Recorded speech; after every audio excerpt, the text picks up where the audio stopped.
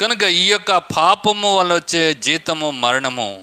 ఈ పాపానికి మరి యేసు ప్రభు వారు ఆ మరణము అనే తీర్పు నందినటువంటి వారై మన పాపాన్ని అంతటినీ తీసివేసినటువంటి వారు ఉన్నారు. లేకపోతే మనము తీర్పు పొందాలి. ఎవరంటే మనము ఎక్కడికి వెళ్ళాలి?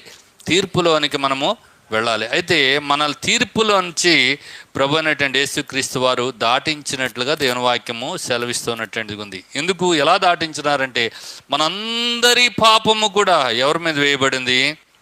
ప్రభు అయినటువంటి యేసుక్రీస్తు వారి మీద వేయబడింది. బైబిల్ చెప్తుంది, ఇదిగో లోక పాపమును మోసుకుని పోచున్న దేవుని గొర్రెపిల్ల అని యోహాన్ అంటూ ఉన్నటువంటి వారు ఉన్నారు యోహాన్ సువార్తలో. కనుక మన పాపములకు ఆయన ప్రాయశ్చిత్తం చేసినటువంటి వారు ఉన్నారు. కనుక ఈ రోజున నీ జీవితంలో ఆ తీర్పు నుంచి నీ విడిపించబడాలి అని అంటే యేసుక్రీస్తుని సొంత రక్షకునిగా మనము అంగీకరించవలసినటువంటి వారు.